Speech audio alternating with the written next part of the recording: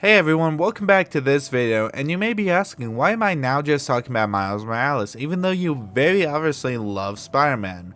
Well, I decided to wait and play it after I got a PS5, and that took a little longer than I thought. But after finally getting my hands on one, I 100%ed the game twice, and wow, do I have to talk about it. The first thing I want to talk about is what this game is and what it feels like.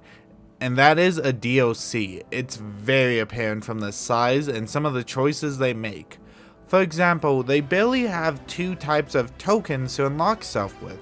The first is doing a very specific thing that you unlock in the world, and the second is doing anything else, like crimes, which is an amazing segue.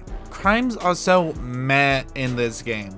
They improve on one aspect, but everything else is so much worse. The aspect they improved on is the crime tracker. You can now immediately tell what crimes you did and which ones you need to do, even where they are. But this makes me not want to do any more crimes after I beat them. And well, yeah, this is an issue in the Spider-Man PS4 game. The difference is in that game, you have so many different crimes and you never know which one you're going to get.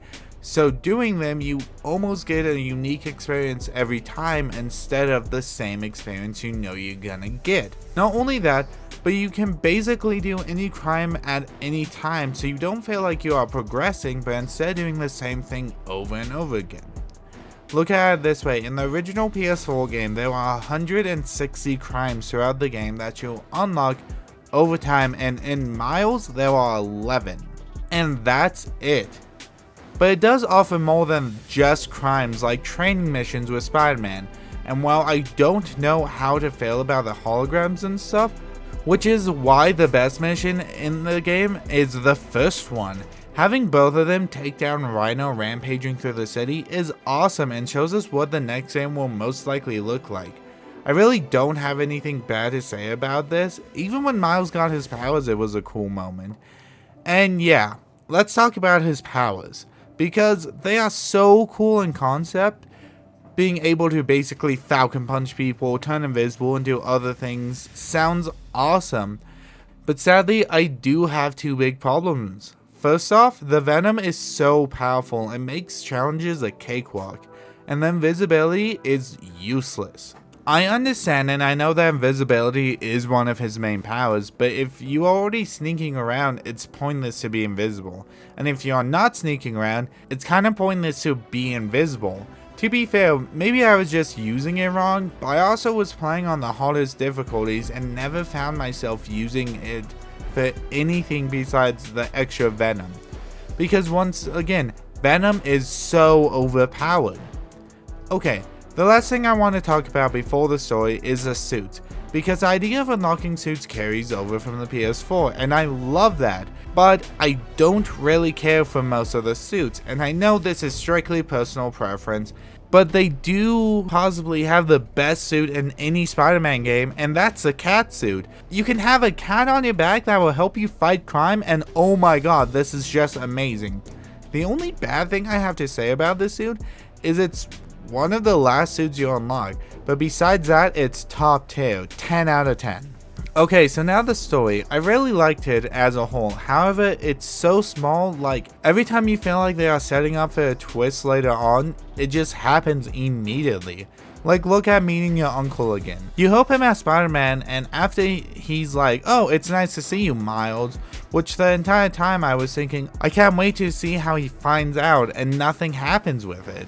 Same thing with the Tinkerer, where you are wondering, and very soon after, it's just revealed that the super obvious person is it. Okay, I want to take a second and look at the same twist in Spider-Man PS4. We all knew Doc Ock was turning evil, but we didn't want him to, and it was built up like he might not. Honestly, I was hoping he didn't, but when he did, I felt it. I cared about stopping him. In this one, it just is revealed with no build-up or anything. Don't get me wrong, I actually really like all of the characters in this game, and they might be the best part of it.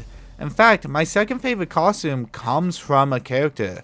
It's a super small moment, but it's built up and it isn't fully finished in the game. But I am talking about Haley, a character you meet that Miles pretty obviously has a crush on, and throughout this story, we see them interact more and more until she gives him a scarf which turns into a unique costume. And that's how you fucking do it. Instead of just sending me across town to pick up a suit with a square ass. But back on the topic, Finn gets mentioned in almost every conversation, especially after you find out her secret. It felt like you just really wanted to drill in the point that you have to fight your friend without the buildup of what it means. It's not like Miles is especially good at keeping his identity a secret. Like, I'm 90% sure all of Harlem knows who he is. And on that, do they know he's black?